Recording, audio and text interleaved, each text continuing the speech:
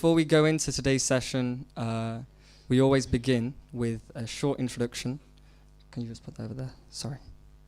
We always begin with a short introduction, offering our prayers to our Guru Janas, our spiritual teachers, so that by their mercy we may be able to do something useful and make some progress.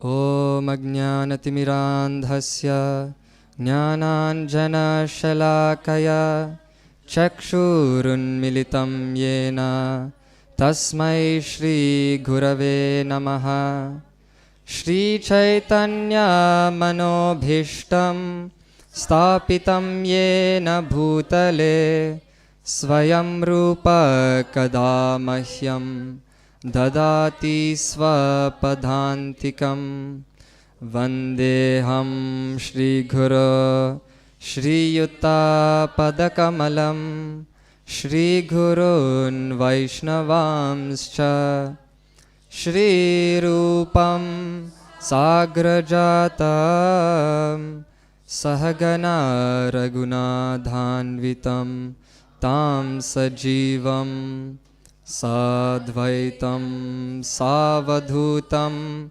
Parijana Sahitam Krishna Chaitanya Devam Shri Radha Krishna Padan Sahagana Lalita Shri Vishakhanvitamscha He Krishna Karuna Sindho Dina Bandho Jagatpate Gopesha Gopika Kanta Radha Kanta Namostute Tapta Kanchana Gaurangi Radhe Vrindavaneshwari Vrishabhanu Sute Devi Pranamami Hari Priye Vancha kalpatarubhyascha kripa sindhubhya evacha patitanam pavanebhyo vaishnavebhyo namo namaha Jaya Shri Krishna Chaitanya Prabhu Nityananda Shri Advaita Gadadhara Shrivasadi Gaura Bhakta Vrinda Hare Krishna Krishna Krishna Hare Hare Hare Rama Rama Rama Hare Hare Hare Krishna Krishna Krishna Hare Hare Hare Rama Rama Rama Hare Hare Hare Krishna Krishna Krishna Hare Hare Hare Rama Rama Rama Hare Hare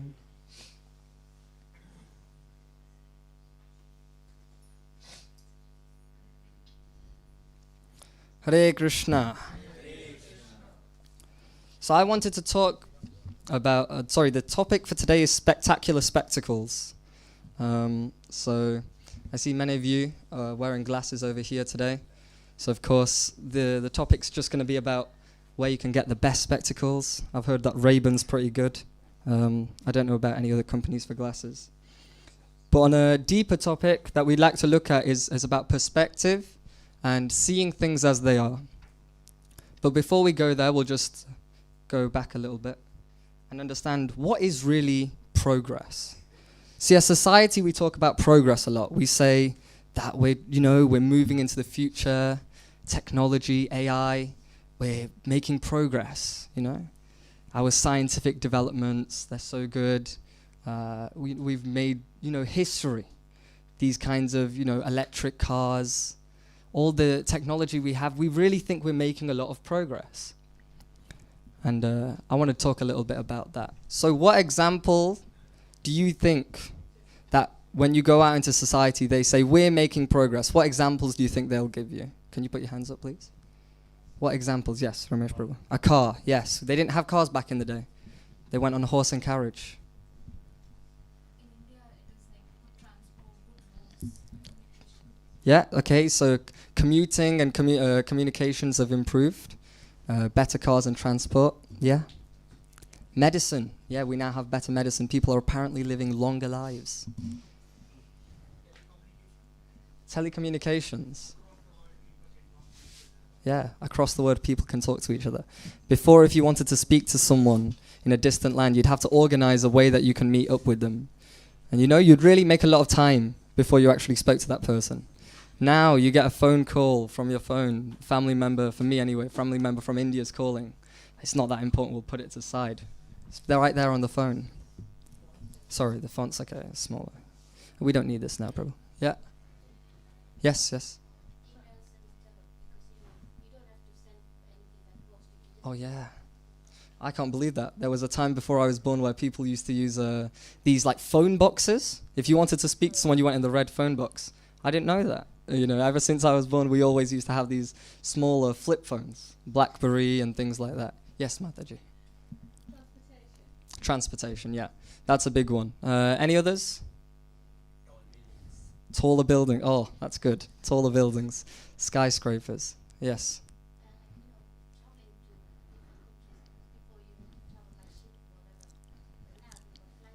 Yeah.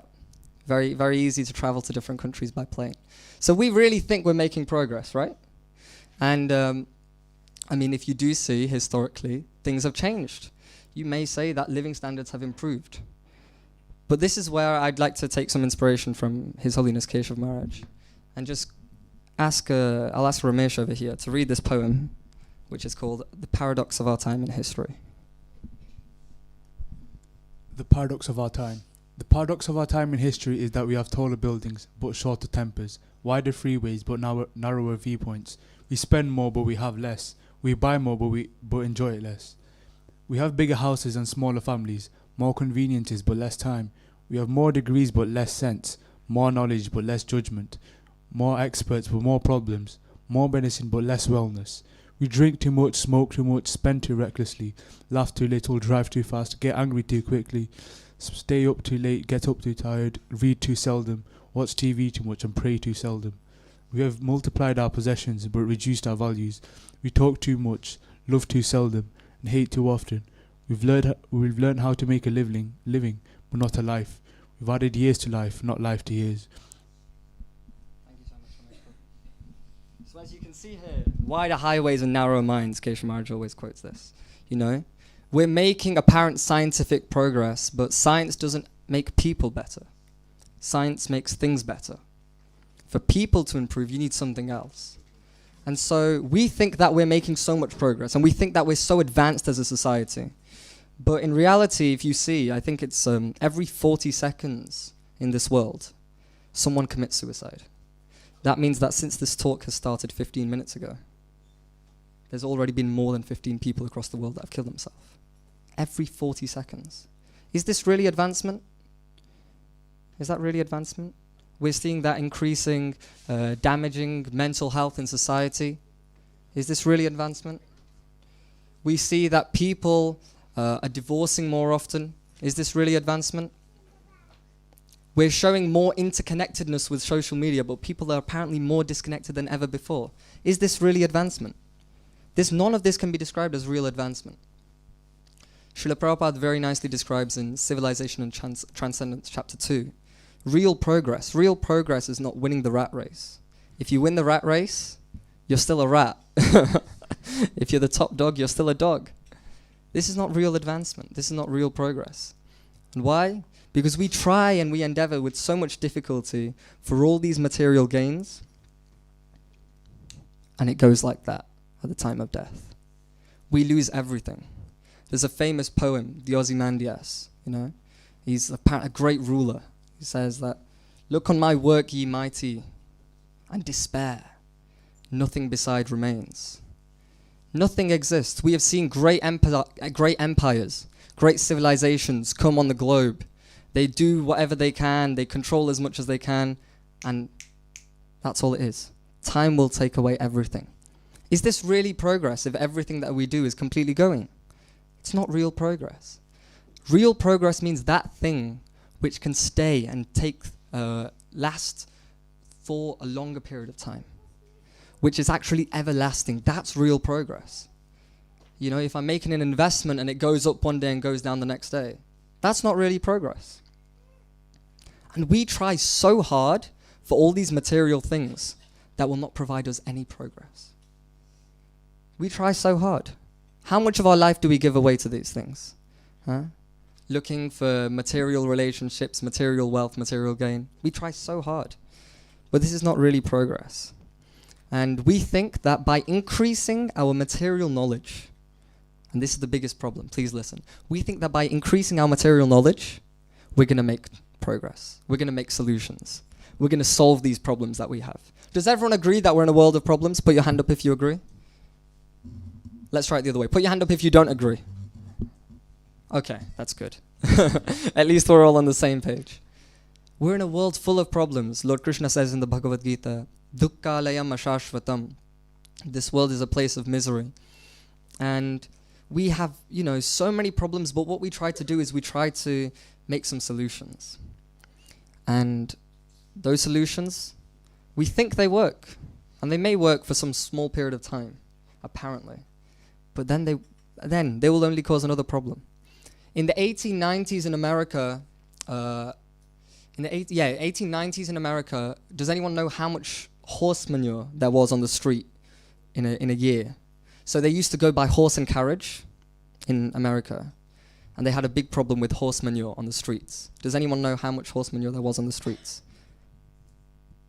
Something like roughly 800 tons, I think, per year, per annum. They had a massive problem in 1890s in America with just the streets being filled with horse dung, horse manure. And so finally, the car came. Whoa, Haribol. And then now, no more horse manure. The streets are becoming clean. They thought, wow, we've solved the problem. And now look at us. Now we have so much pollution in the air. Our environment is becoming degraded. Right? And now, I'm not going to name any electric car brands, but we have this coming in the future. Look, these guys, they're not going to pollute in the same way. It's not going to be the same emissions. But just keep this in mind. Srimad Bhagavatam predicts that because of these kind of endeavors, the rare earth metals, like copper, will be extracted from soils, and they will have damaging impacts then on wildlife. So, just keep that in mind. We are trying so many material things, material endeavor, and we think material solution means we'll overcome it. But Prabhupada says, material solution means another material problem. You now have cars that can take you further, but now the distances that you're expected to travel have also become further. There is no real solution. These are all patch-up solutions. We try and kind of cover up our mistake with something else, hoping it will fix it, and that will cause only another problem.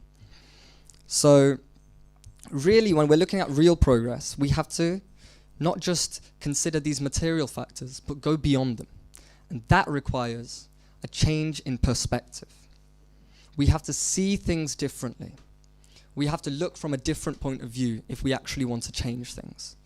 If we want to see properly, we have to wear those spectacles. We have to look through those lenses, which allow us to see the full picture.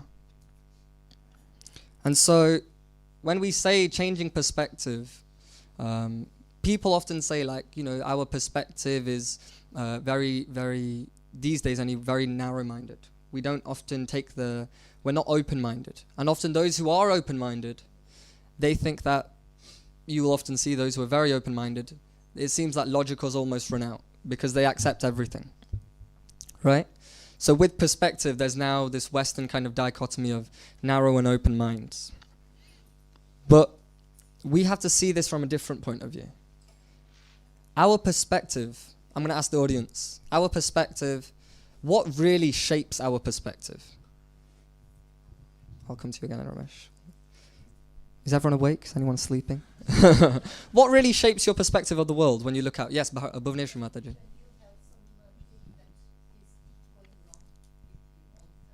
Okay, when you have something that's going wrong with you, right, when that impacts you, then you start seeing things differently. Okay, very nice, thank you. Very nice answer.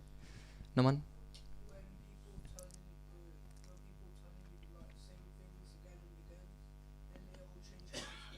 Okay, so if you hear the same thing repeated, it's commonly accepted, I guess. That will also change your perspective. We conform with society's views. Mark Prabhu. Whatever you put into your consciousness will affect how you look at the world. Ramesh Prabhu. Past experiences. Who someone else had? Yashwant Prabhu? Yamuna Prabhu.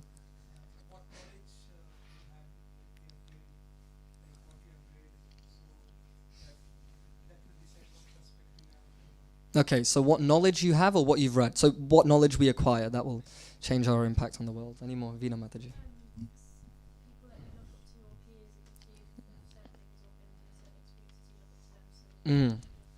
Okay, so again, Mataji said very nicely, the people that we look up to, the peers and their experiences as well. We look via that lens. So this is the lens that we look at, all right? And perspective makes a lot of difference.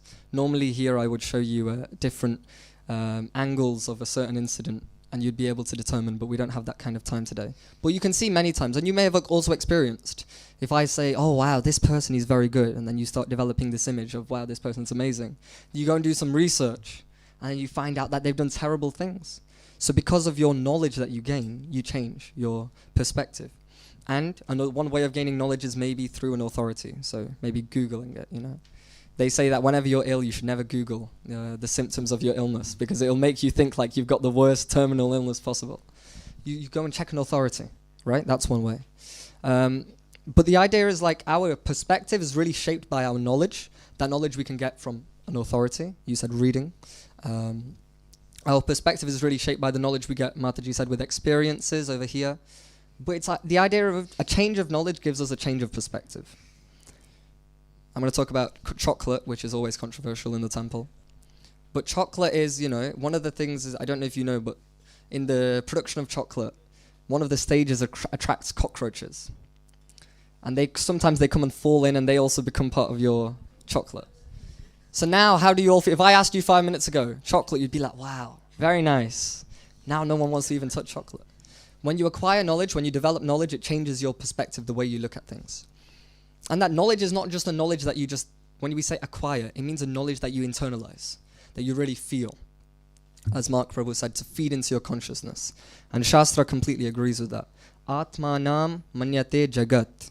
This phrase means that you see the world through your lens, through your experience. The way you are, that's the way you perceive reality. If I'm very depressed, upset, hurt, then the way I see everything in the world, even if it's beautiful, I don't see it as beautiful. I see it as ugly, depressing, and hurtful. And so if we want to change our perspective, then we've got to develop knowledge, and we've got to internalize and really feel that knowledge, not just partially hear it. We've got to really feel that knowledge. And I think it's Albert Einstein that famously says, if the same knowledge is used, that was used to create the problem, if that same knowledge is used, it will not create a solution.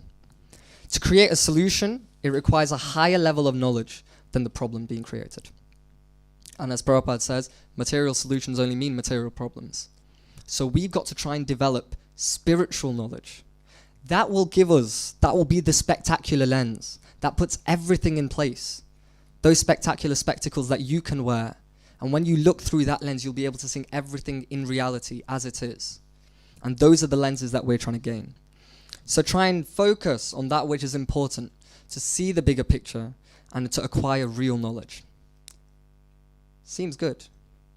But how do you acquire knowledge? And then Shastra explains there's different means in which you can acquire knowledge. We already kind of heard them a little bit from the devotees earlier. The first way is pratyaksha. Pratyaksha means through your direct sense experience. It's pratyaksha. Can everyone say pratyaksha? Good, just checking you're awake. Pratyaksha. It's what you perceive with your senses. You hear something, you smell something, you see something, then you understand. You develop some knowledge about it. If I can see fire there, then I know there's a fire there. Right? It makes sense. Another way that you acquire knowledge is called anuman. Can I hear that?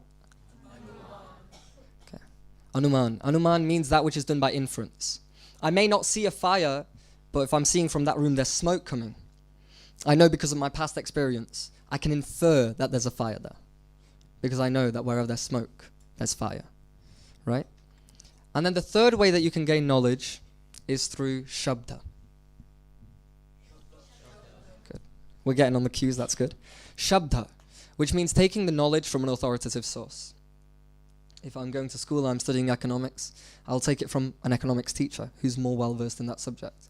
Or if I see there's smoke in the room and I don't know exactly, but Dhruv's in that room over there, I can ask Dhruv, is there a fire in the room? And then take knowledge from him. So in this way, Shastra gives us 3 broader divisions of how we can acquire knowledge.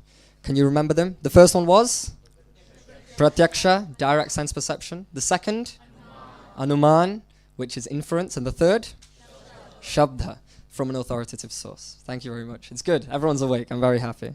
And so when we see in these different ways, we'll be able to acquire different knowledge. And some are more convincing than others. A lot of us, we really rely on our sensory experience before we get knowledge. Before we accept any knowledge, we must rely on our senses. Shri Shri Radha Gokulananda Bhagavan ki jai, Panchatattva ki jai. And so we really rely on our senses. If we see something, we hear something, we give it a lot of value. The problem is, if I want to get complete knowledge, can I just rely on my senses alone?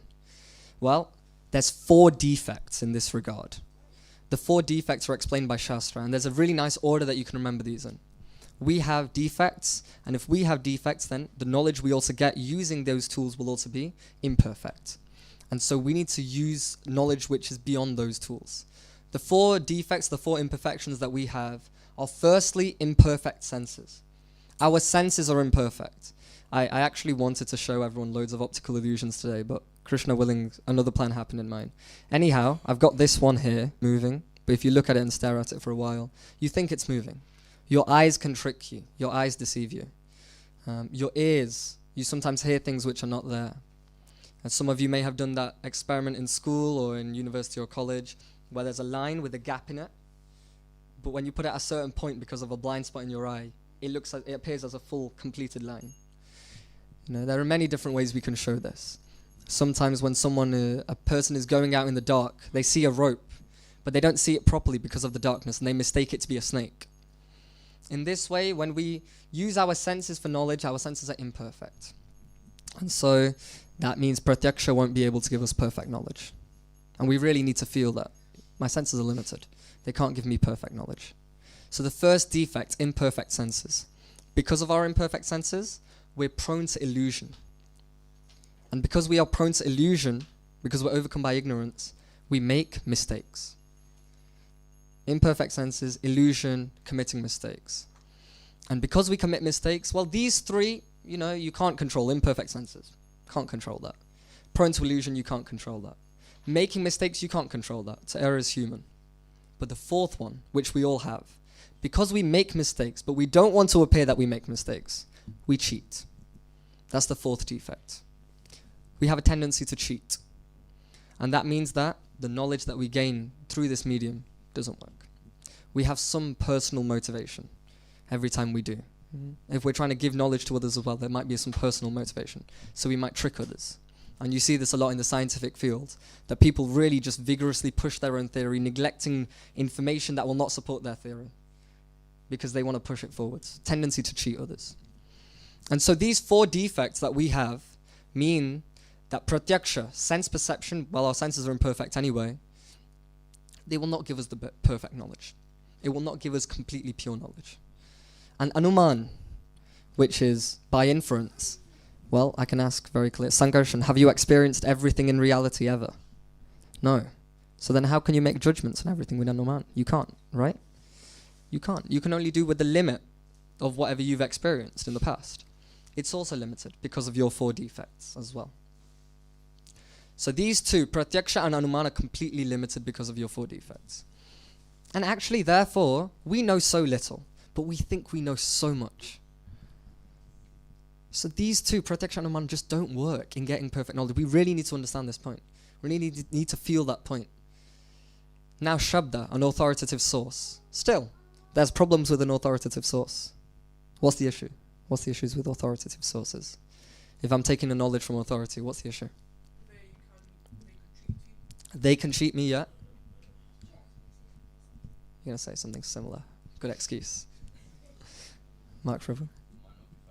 Might not be factual. Yeah, they might have also made it up. How can I accept them? It's also true, it's also valid that Shabda may not be factual. And that's the first logical excuse that you'll think of as soon as you hear this. But the thing is, if I take this, this book. What color is this book? Blue. Who told you it's blue? Why is it not green? Huh? Who told you it's blue? You can see it, but why is it? Okay, you can see it's a color, but why did you attribute that color as being blue, not green? You've been taught it. Your parents taught you when you were younger that this is blue and that's green. So whether we like to admit it or not, everything we know is actually Shabda. Everything we know is coming from an authoritative source. We like to accept in that way, knowledge. How many of you have seen an electron? Put your hand up if you've seen an electron. Someone put their hand up almost at the back there. None of us have seen an electron, but we all accept it. Right? In this way, a lot of the knowledge we actually claim to have done in other ways, really it's all coming from Shabda. And so now what we need is, we've got an authoritative source, but we need an authoritative source that's free from the 4 defects. We need that kind of authority. And that authority is explained by great scholars, great thinkers, great philosophers to be the Vedic literature. The Vedic literature is coming from the Supreme Personality of Godhead himself, Lord Krishna. And it is free from those 4 defects. It's apaurusheya. It's not full of the human defects, because it's beyond that. Now that's very easy for me to say. How can I prove that to you? Well, here's a presentation that you may have seen many times, because I love this PowerPoint. And how do we know the Vedic literatures are valid? I'm just going to take you through one light, and we'll move forward after this. Firstly, this is a code from the Rig Veda, right? It just gives each letter a certain number. And when you apply it to this verse, you get 3.141592653, etc., which is pi, the ratio between the circumference and diameter of a circle, to 28 decimal places. Well, in the Western world, they were only having 6 decimal places for so many years before that.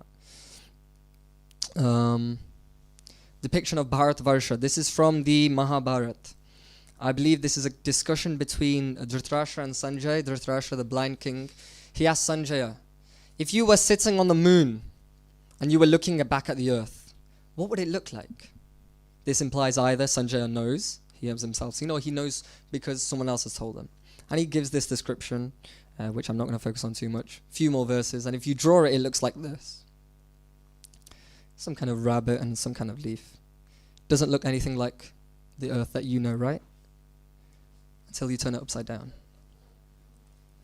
There. In the Mahabharata. It's already there in the Mahabharata. Yeah? Oh, what about the UK? UK is not important. No one wants the UK. And yeah, there it is with the projection and scaling of the actual world map. And then you have various other texts. You have the Surya Siddhanta, which explains with astronomical calculations the diameter of the Earth, the position of the Earth in relation to other planets. Still matches modern science, but ancient, very ancient technology that they use. The Rig Veda gives the speed of light as like how long it takes for light to pass over an atom. Right? Very accurately. And then famously you have this phrase, Yuga Sahasra Yojana Parabhanu. Yuga means 12,000, Sahasra means 1,000, Yojana is about 8 miles. So 12,000 times 1,000 times 8. Oh, come on. Who didn't learn their times tables? 12,000 times 1,000 times 8. The boys over here. 9.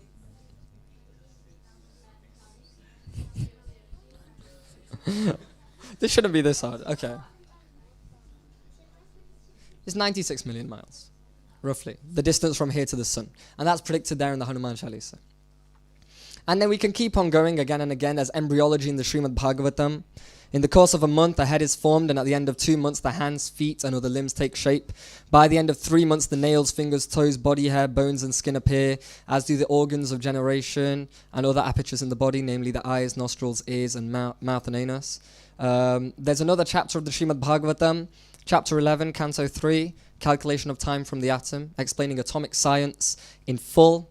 But the only difference is they don't reject the Supreme Lord. They recognize that all of this is coming because of the Supreme Personality of Godhead. And basically, in other words, Shastra has explained so nicely to us that all the knowledge, material and spiritual, It explains this material knowledge which I've shown you here, and I can show you much more.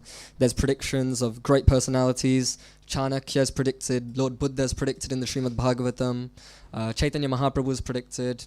So many great personalities are predicted, and then there's also really nice descriptions of the degraded age of Kali, things that we see now. Firstly, that you'll have to pay, firstly you'll have to pay for water, because water becomes polluted, and you see that. Now you'll have to pay for food. People never had to pay for food in the past, because they'd be able to grow their own subsistence. And now, slowly, Kali Yuga predicted in Bhagavatam that Kali Yuga you'll have to pay for air, because air becomes too polluted that people will have to pay for air. So anyone watching this online as well, please clip that and use it in the future. You'll have to do that. So the predictions are there in Shastra, that the Varnashram system will be misused, and now it becomes the caste system, which is seen in present day India. And like this, so many predictions are there. But the Vedic literature is valid, and it's a proper authoritative source of knowledge. And when we look through the lens of Shastra, those are the spectacular spectacles which will allow us to live our life properly. When we live with this knowledge, which is the knowledge of reality, which presents everything in a scientific and systematic way, then we're able to really make progress.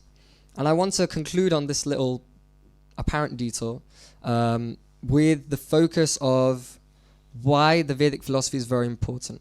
I'm going to ask Sundar Prabhu. Please can you read In the Western World? In the Western world. In the Western world, theologians have been unable to scientifically present the laws of God, or indeed God himself, and thus in Western intellectual history, a rigid dichotomy has arisen between theology and science. In an attempt to resolve this conflict, some theologians have agreed to modify their doctrines so that they conform not only to proven scientific facts, but even to pseudo-scientific speculations and hypotheses, which, though unproven, are hypocritically included within the realm of science. On the other hand, some fanatical theologians disregard the scientific method altogether and insist on the veracity of the antiquated sectarian dogmas. Thank you. So yes, we do see this. There's now a conflict in the present day. Religion versus science. The two apparently cannot go together. But that's not the case. Because of the inability to present scientifically the laws of God and also God himself, we now see this rigid dichotomy between the intellectual mainstream, which has now gone towards science, and those who are left in theology because it's not intellectual enough, who then either become fanatical and accept all the things that they say and reject all of present-day science, or they conform to all of present-day science and therefore lose the authenticity, apparently, of their subject matters, right? Because imagine science is like a circle like this, right? So part of science is completely accurate, but part of science is still not completely accurate because it needs to, they need to do more experiments and correct themselves. So some theologians completely accept everything, that which is proven science, but that which is also pseudoscience, which is hypocritically included as science. And therefore, they make a mistake. Some theologians in the West, in Western history, have decided, no, we reject everything, including that which is right and that which is wrong. They reject all things included in science. But therefore, Prabhupada says in the next paragraph, thus bereft of the systematic Vedic theology, material science has moved into the destructive realm of gross materialism, while speculative Western philosophy has drifted into the superficiality of relativistic ethics and inconclusive linguistic analysis. With so many of the best Western minds dedicated to materialistic analysis, naturally much of Western religious life, separated from the intellectual mainstream, is dominated by irrational fanaticism and unauthorized mystic and mystery cults. So we see this. You do see this in the present day, that now the intellectual mainstream has become shifted or removed from religion because they find religion is too oversimplified. They don't think it has depth in it, because they don't have the full Shastric knowledge. Someone may challenge this statement saying, does that mean you guys are saying that you're better than all the other religions out there in the world? No. One should understand that there's a pocket dictionary and, the full online Webster dictionary, which is massive, huge, has every single word in it. Now, the pocket dictionary, is it wrong? If I check any definition in there, is it wrong? No. But if I want the complete definition, if I want as many words as I can have, I should refer to the massive dictionary, right? The Oxford Dictionary. I shouldn't refer to simply a small pocket dictionary. It's the same thing. So we don't have any issue with any faith system, because all these personalities, be they Jesus Christ, Muhammad, etc., must be empowered representatives of God. Otherwise, they will not be able to do their thing, right? But they have presented the same philosophy, but in accordance with time, place, and circumstance. It's a simplified. It's not wrong. But if you want to get everything as it is, and you want to understand everything in the nuances and depths that you need to, that's why the Vedic philosophy is there. And so therefore, everything in the small pocket dictionary is found in the big dictionary. But not everything in the big dictionary is found in the small dictionary. And so, it's the same principle here, that in the Vedic philosophy, what we try to do is we present everything. It's a fairly complicated philosophy, nuanced. It's not that everyone else is wrong and we are right. No, they are also right. But if you want the full, in-depth explanation, then it's best that we live our life looking through that lens of Shastra, looking through the lens of Vedic literature. And so, when we're looking through the lens of Vedic literature, then the next question is first. Well, the big challenges that everyone says firstly are, it's in Sanskrit. I don't know Sanskrit. It's huge. I mean, I had the picture up earlier. Over here. Oh, no, not that one. This one. There. The Vedic literature is vast. There's the story of the ancient sage Bharadvaj. Bharadvaj Muni, he said to Lord Vishnu, give me some time, I will study the Vedic literature, and after that I'll go back to you, my Lord. Lord said, okay, no problem. He studied for 100,000 years. The Lord came. He said, give me some more time. I've not finished yet. The Lord said, okay, no problem. Another 100,000 years. Again he came. Again, Bharadvaj said, the sage said, again, give me some more time. I've not finished. It's vast. It's enormous, the Vedic literature. So then how do we actually know? You know, that's the second challenge. First, it's in Sanskrit. Second, it's huge. And the third, you know, I'm not an intellectual. I'm not that smart. I'm not that intelligent. You know, this is too complicated for me. It's too complex. I won't understand it even if I study it. And so that, I'll firstly say, in the Vedic literature, as you can see, there's massive divisions. I'm going to quickly run through this quite quickly. It's a little bit technical, but if there's someone's interested in the technicalities, it makes it easier for them. In the Vedic literature, there's two things: Shruti, which is heard, revelation, and Smriti, which is written down by great personalities. Now, of the two, the Shrutis and the Smritis are given more higher regard in our age, in the age of Kali, because we are not so philosophical, not so intellectual, and we need a little bit of assistance. The Smritis are divided into historical texts, the Puranas. I'm not going to go through the rest of these, just look at these two here. The Puranas here and the Itihasas. Purana means old, and Itihasa means history. So the Puranas and the Itihasas, they're meant to help us understand these things. So the Vedas themselves are very complicated. Shri Shri Radha Gokulananda Bhagavan ki jai, Panchatattva ki jai. Vedas are very complicated. Puranas and Itihasas are meant for us. And the conclusion of the Vedic literature is in the Srimad Bhagavatam, over here. Of all Puranas, the topmost Purana is the Srimad Bhagavatam. That's found in Skanda Purana, that verse. Of all Upanishads, the Bhagavad Gita is the essence. And the Bhagavad Gita talks about Lord Krishna as the Supreme and looking at him with a lens of love. And that's found only in the Srimad Bhagavatam. Vedanta. Veda means knowledge, Anta means end. The end of knowledge is actually concluded in the Srimad Bhagavatam. Sarva Vedanta Saram Hi Shri Bhagavatam Ishyate. So Srimad Bhagavatam is the conclusion of all philosophy. So when you say Vedic literature, you don't need to study everything. You can simply study the essence. Niti Shastra says, the Vedic literature is vast, it's huge, and there's so many branches of knowledge which everyone can know. But it's not practical and possible to study everything at the same time. So therefore, even though it may be immense and it may be huge, we should start off with that which is the essence. First learn those things which are important. And then slowly you can progress to learning the less important things. And what's important for us, coming back to our initial points about progress and perspective, is we need to understand spirituality, the science of spirituality in its essence. And that essence of Shastra, the essence of Vedic literature, is in the Srimad Bhagavatam. Sri Bhagavatam ki jai. So in Srimad Bhagavatam, if we study, we will be able to understand everything that's presented in the Vedic literature to the highest degree. Therefore, it's very important that we should take to this philosophy. And it's also described in one of our nice songs that Nana Shastra Vichari Neka Nipuno Sadharma Samstapako. Our 6 Goswamis, if you look on the altar, you will see just under Gauranitai, there are 6 personalities in the small landscape frame. So these 6 personalities are the greatest scholars, the greatest devotees, the greatest philosophers of all time. And they have studied all this.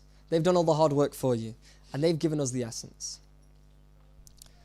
And so if we take to the philosophies that's explained by the Goswamis, that's explained by Mahaprabhu, we'll be fine. We'll get the essence and we'll be able to live our life through that spectacular lens. And when we live our life through that lens, we will see complete changes in the way we think, the way we act, and the way we can actually make progress. And because we're making real progress, we'll also get fulfillment. That seems nice, but still, there are people with excuses. The Goswamis, they wrote in Sanskrit. You know, Mahaprabhu was given also a complicated philosophy, and still I'm not a good philosopher. You've just explained what, if it's huge, okay, I'll just read the small stuff, but still. Well, to that I say, we have a personality in this room, a great personality. He's very quiet. He's often underrated in this room. Sitting at the back of this room, we have His Divine Grace, Srila Prabhupada ki jai. Srila Prabhupada has taken all this complicated Vedic philosophy, and from the language of Sanskrit, which we cannot understand, he has made it in English. He's written in English. And the complexity of the really, nuanced philosophical understandings, he's explained in a very simple, easy to digest, and a practical manner. And so, I request everyone, please read the books of Srila Prabhupada. If you read these books, you will see your lives transform. Because not only is it giving you the topmost philosophy, it's giving you in the best and most practical way. And Prabhupada has designed so wonderfully a society where people can meet each other and they can come together to really improve their lives. And before I conclude, I will give you just one small example of part of the Vedic philosophy, because I'm saying it will change your life. How really will this philosophy change your life? So the first thing I want to say is, has everyone heard of this concept of Atma before? Or the soul? Put your hand up if you haven't. No harm. Atma, soul. Okay, there's a few people that haven't heard. Okay. So we are not this body is one of the first thing that the Shastras explain. We are not this body. Why? Because, well, I am the same person I've always been. Sometimes I have a picture of me when I'm very young. I look completely different. But I'm still the same person. I'm still me. Right? I've not changed. So there is something which is me, which is not merely this mortal frame, this body, right? Because matter is inert. Matter has no life, right? Matter, that's the fundamental property of matter. Consciousness is different from matter. So what's the difference between a living and a dead body? Consciousness, right? There is something there which is providing this matter, with life, so that it can animate itself, so that I can move my hands and talk to you. Otherwise, I'm just a dead body. I'm literally, what I am is I'm something which is animating a dead body right now before I speak to you. Sounds a bit creepy, but it's reality, right?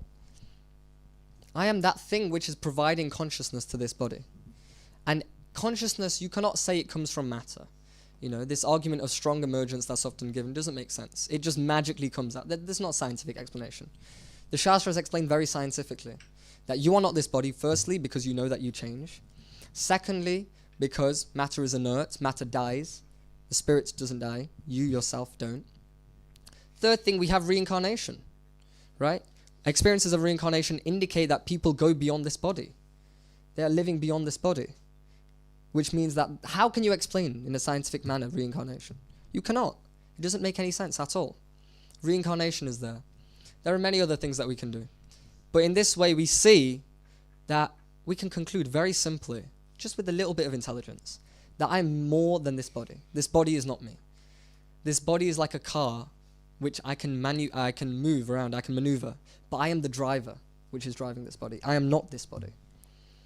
This body may be like a cage, but I'm the bird inside. So therefore, all it requires is a little intelligence to understand that we are not this body. And when we realize we're not this body, well, name problems that you see in the world around you. What problems do you see in the world around you? Put your hand up. No one sees problems in the world around them. Yes, Bhuvneshwari Mataji. Fighting and war. These happen because of generally sectarian divisions, right?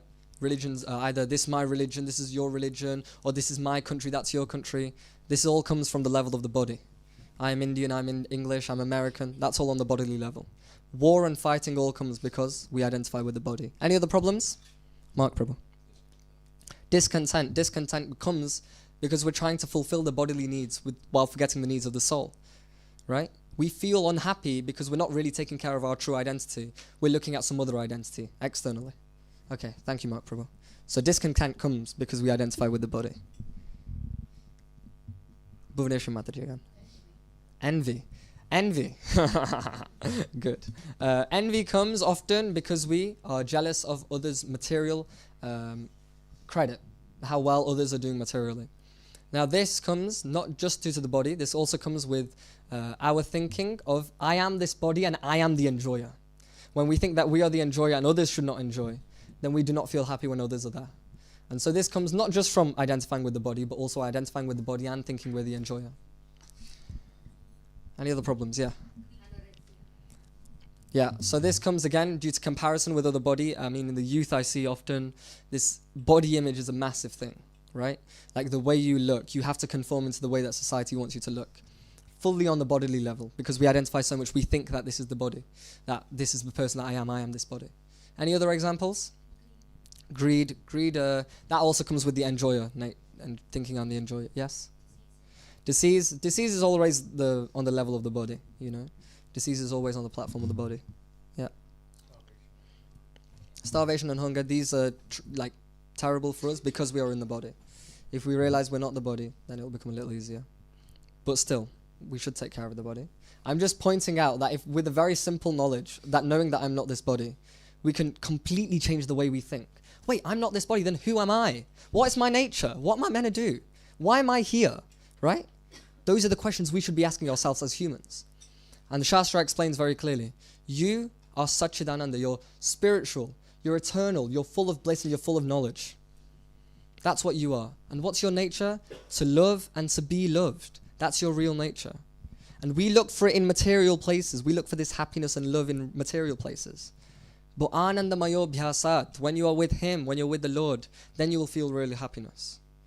Shastra explains that. And so when you act on the level of the soul now, you've increased your perspective, you've improved your perspective.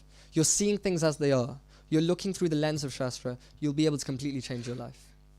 There's a lot of things you can talk about for how practical Shastra is and how beautifully it will allow us to live our lives. That I didn't want to speak about too much in this session because I wanted to just give the background or the foundations for that.